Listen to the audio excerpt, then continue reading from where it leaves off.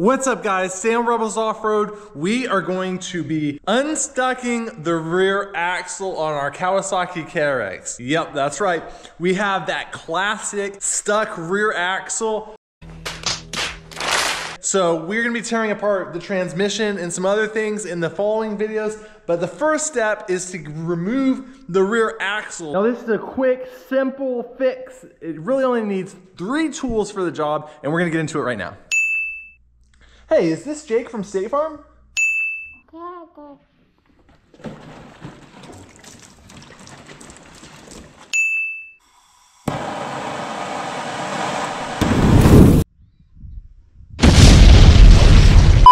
Before we get too far into this video, I just want to say this is the guaranteed way of getting the axles out. It is not the easiest way, by far not the easiest way. If you have an extremely stuck axle though, this may be your only way of getting them out. So I'm going to show you, this is 100% guaranteed you will get your axle out using these methods. Go ahead and smash that like button and subscribe for more great content.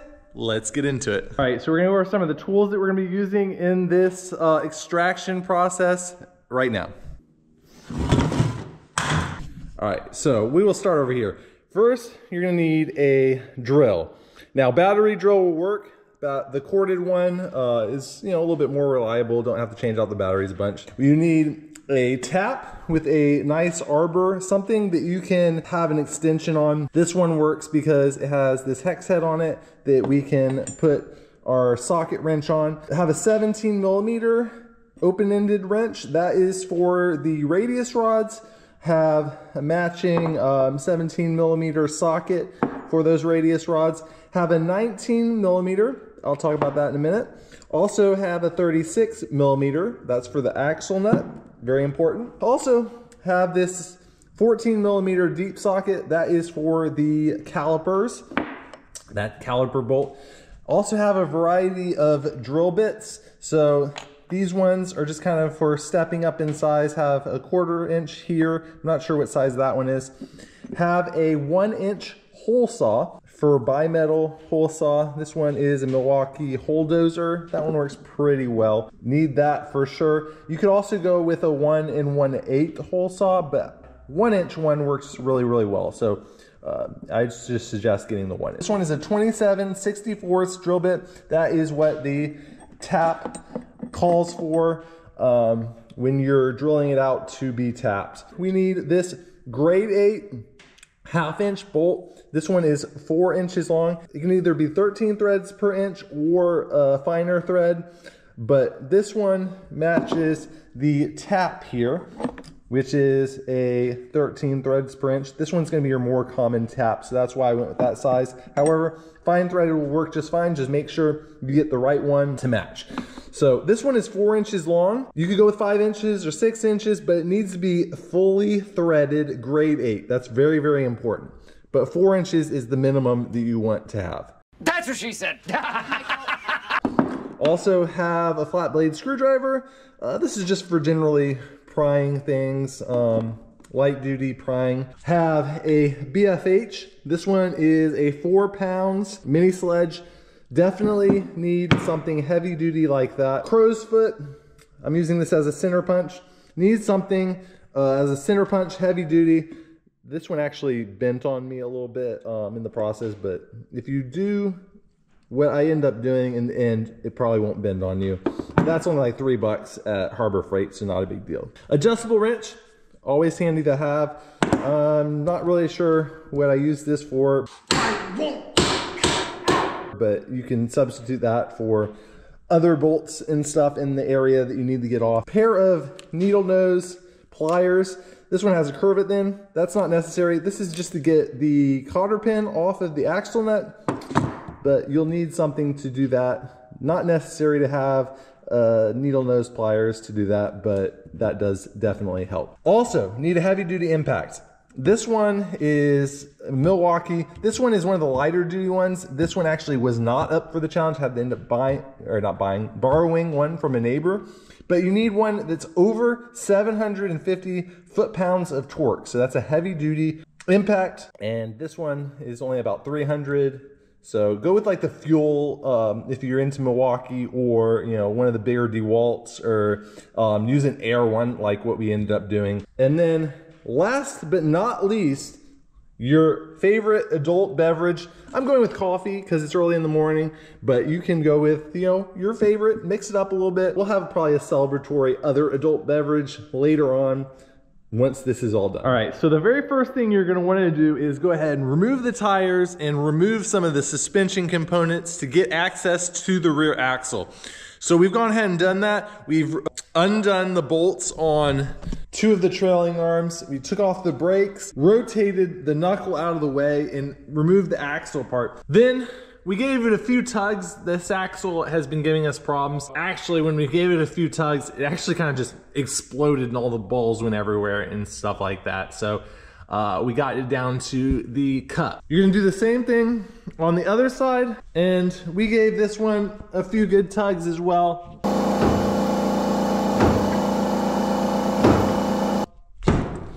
It ain't going anywhere though. You could get a slide hammer and do all that fun stuff, but we know that from our riding down in Florida, there's all kinds of gunk and water and stuff that's got up in there, and it is really, really stuck. So we're not even gonna bother with getting a even bigger slide hammer or anything like that, because there's not really a point. We have that classic stuck axle, so we're gonna go ahead and address that in this video. So we've already gotten started on this, but what the first thing you wanna do is remove the axle shaft. Of course, like I said, mine exploded, so didn't really have to do much with that. But there's a boot and a little clip on it that you can remove and gain access to the cup. Then we kind of cleaned out the area generally, wiped it down so we don't get the axle grease all over our hands. That stuff's a mess.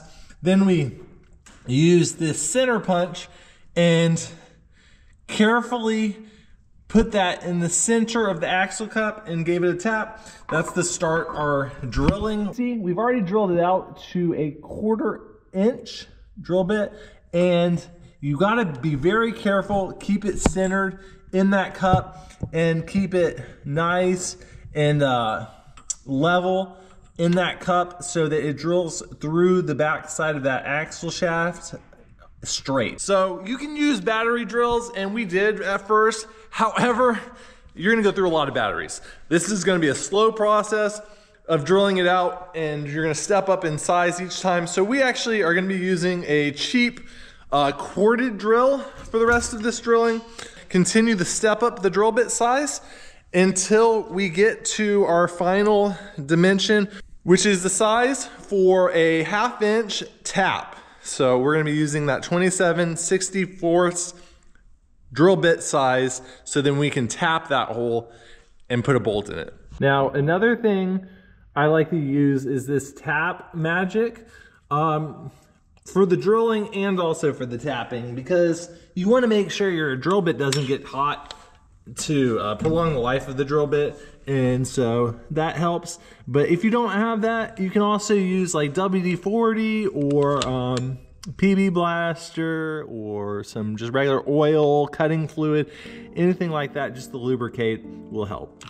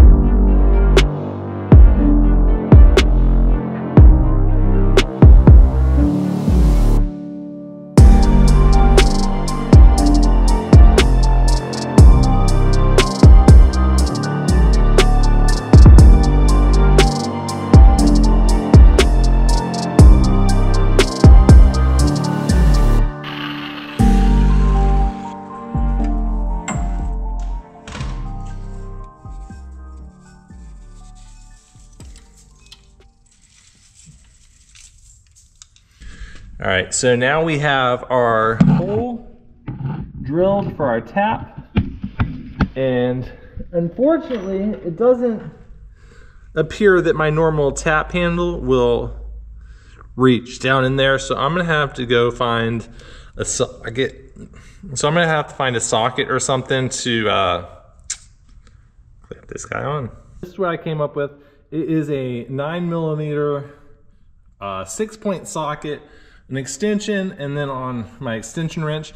Now you gotta be very careful to put this in exactly straight and you know, start the threads exactly going in to your hole, because if you cross thread it, it's not gonna be a good day. So we're gonna go ahead and get this set up. Also, we're gonna use some of that tapping fluid, like I mentioned, and put that on the tap before we get it started. Help lubricate it up and help with the cutting operation. So I'm gonna put the camera up here and get started.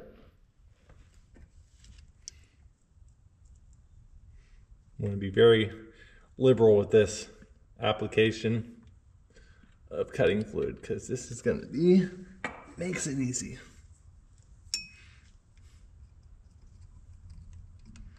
Now, to some extent, these will help you align it, but we want to go in as straight as possible.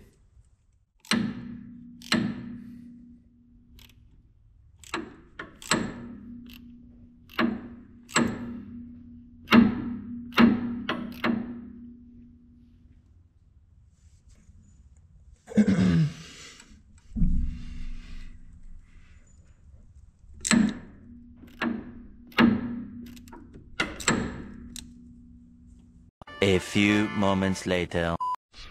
All right, so let's try this again with a proper tap holder.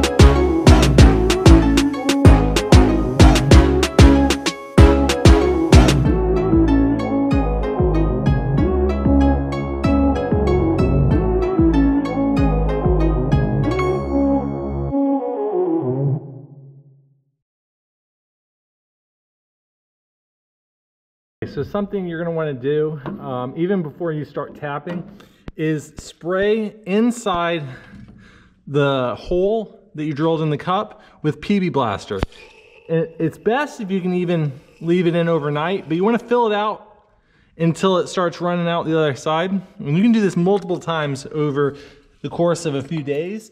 And what that will do is work into the splines on the axle shafts, and it'll make it easier to pull once you go to actually pull these out. So we're gonna clean up these threads probably one more time, and then we will be ready to run that bolt down and see where we're at. All right, so got that tapped all the way through. It's a good amount. I mean, it's probably about yay big amount of shaft on the inside that you're gonna have to tap. Have to make sure you tap it all the way through.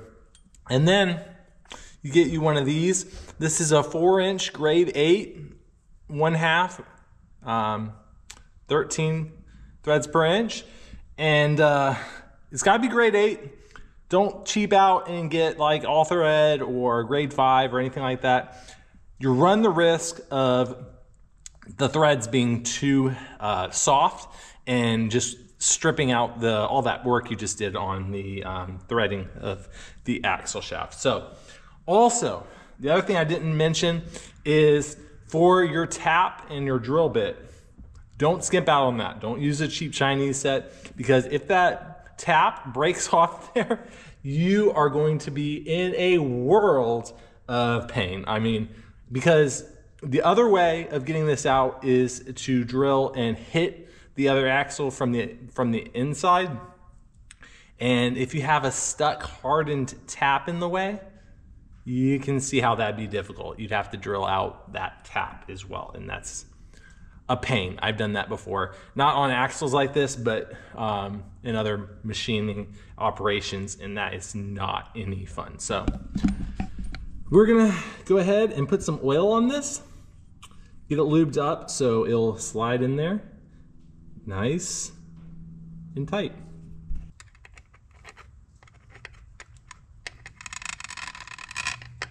Nice liberal coating.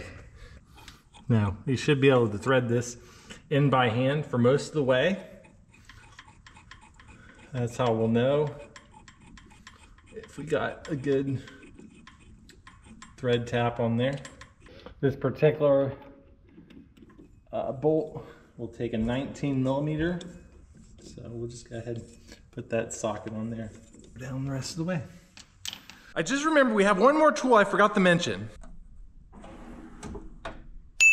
Here's where it gets interesting. Ideally, we will be pushing out the axle shaft on the opposite side, because that one's a good one.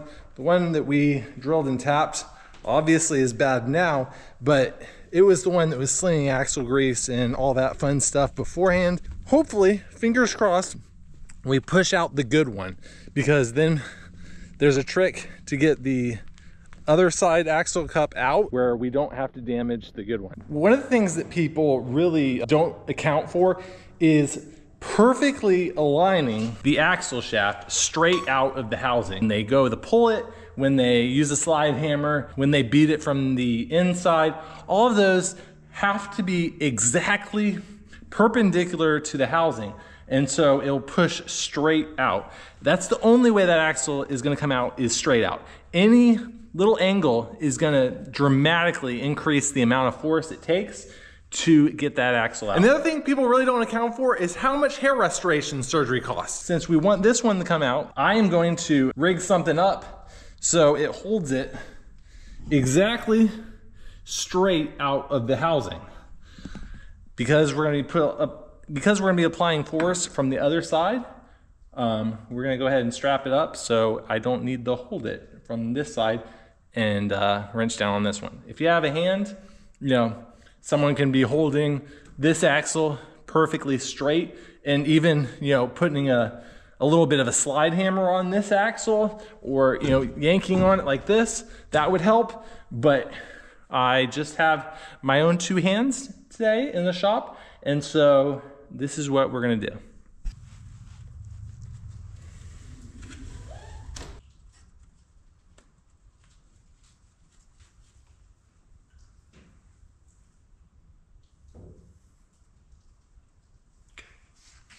right, that's pretty close.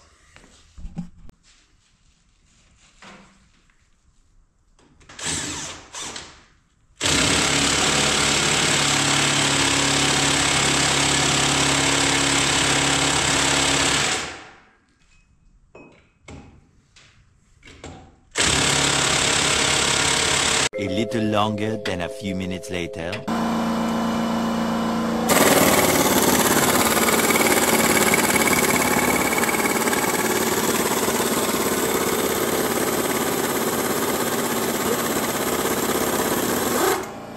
This one's out. Hey! Hell yeah! See, look at that. Yeah, look at that. Broke it off right off the spine. Badass. Holy shit. Look at all the metal in there. Holy crap. Look at that. Wow. Look at all that rust and Yep. dirt Water and got stuff in there and wreaked havoc. Guess I'll have to punch the other side out. So drilled the hole out. I'm not sure exactly what size. It's bigger than a 1/2 inch, but just big enough to get this crow's foot punch thing in here. And basically just gonna hold that there, put it back in there, just kind of hold that in place so I can get some good hits on it.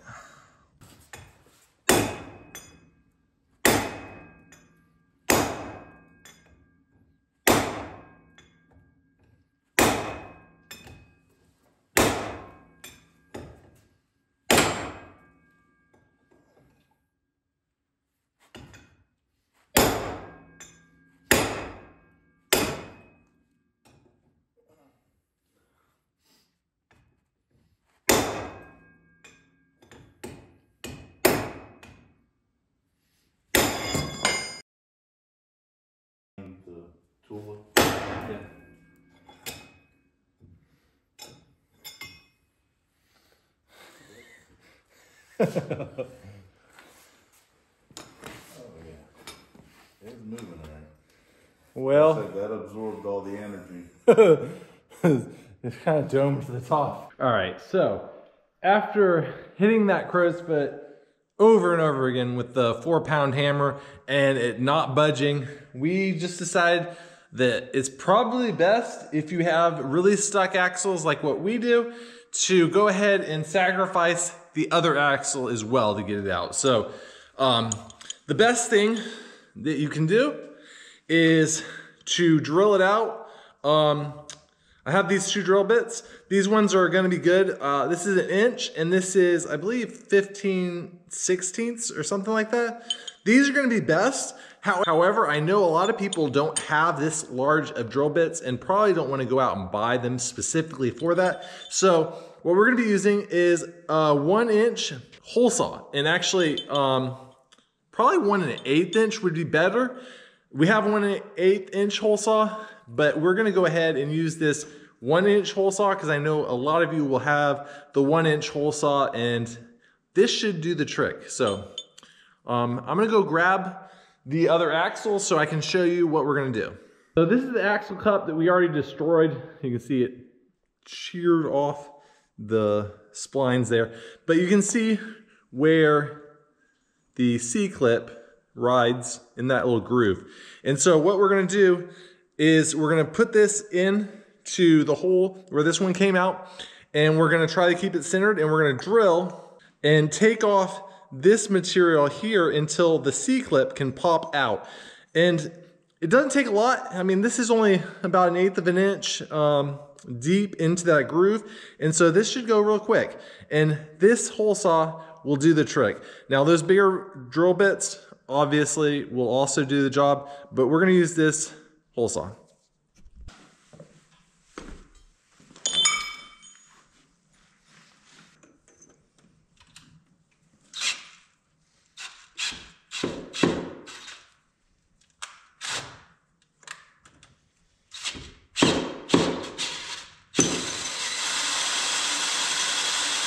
"11 minutes later.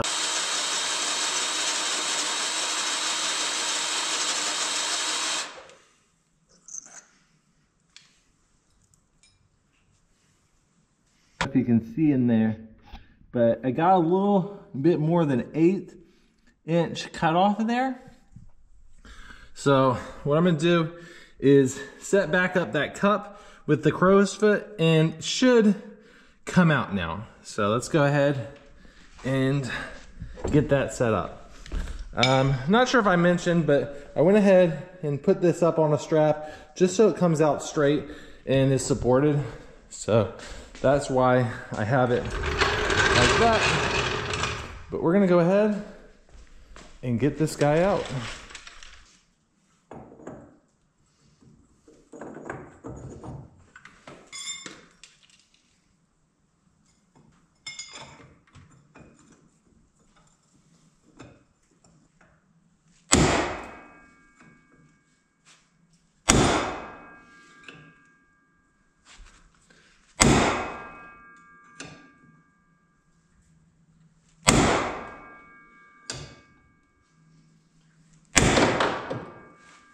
That sounded good. Yeah, success. Check that out. You can see where the hole saw was just cutting, and that groove right there, enough so it's sheared off with a good couple of firm thwacks with the BFH. And that is how you get rid of these axles. Now, using this method will typically leave the clip inside of the transmission, and so you're gonna have to get that out. And the best way I've found is to actually just use a flat blade screwdriver and put it down into the groove like that, and then give it a good couple of whacks with a hammer, BFH, and usually it will distort the clip enough where it will break the clip enough where you can get it out. You can see how this one's kind of twisted. But what you can do is spray a bunch of PV Blaster in there, work the clip back and forth with that screwdriver. You use that, just use by hand with the screwdriver and pry it back and forth. That'll clean out the groove a little bit before you hit it, and that usually does the job. Very stubborn Kawasaki KRX rear axles out of the transmission without busting a case, without wailing on it, without putting up like forklifts or tractors and all this craziness people do that really risk breaking your transmission case and breaking other things. Axles, about 200 bucks for a pair. You can get them from Eastlake for that much. I'll actually post a link down in the description where we get our Eastlake axles, and they're a good one. They're actually bigger and better than the OEM ones, and that's what I recommend. You know, they aren't the biggest, baddest, but Kawasaki already has really good axles, so we didn't need to go overboard with highly upgraded ones.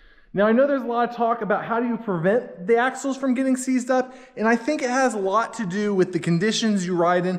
Like I said, we rode around in Florida a lot, and there's a lot of dirt and grime and water that got up in there, and that caused it to accelerate the seizing up of those axles. The design of the axle is such that stuff will get trapped in there eventually. It's just a matter of if you use your machine in the mud, in the water, in the conditions that it was really truly designed to be used in, eventually it's gonna seize up. So you have to take it apart, re-clean it, and re-lubricate it, put some anti-seize on it, put some wheel bearing grease on it, something to keep those splines nice and slippery. And you have to do it on a periodic maintenance schedule to prevent this from happening. Now, you will get lucky. Like I said, if you ride in, say, desert conditions or something really dry where you're not getting a bunch of water in there, you're not getting a bunch of grime in there, it probably will last a lot longer for you. But I think eventually every one of these will get seized up to the point where you can't get it out if you do not maintenance it. So I don't know what maintenance schedule I'm going to be using, but I do know I will be taking them apart more often to re-lubricate and grease and stuff like that, so this doesn't happen to me again. All right, so that's about it for today's video. Check out rebelsoffroad.com for some of the best parts, side-by-side accessories, and apparel on the market. I'll post the link down in the description for that. Go ahead and smash that like button if you haven't. If you found this video useful, please share it and hit that like button and subscribe if you haven't yet. That does a ton for us. See you next Cause time. I'ma live life for the fight, yeah, I'm here to get it. I got drive, got sight, always have a vision. I go by at night, I be in my feelings. I'ma be fine, need time, and I'll soon be winning.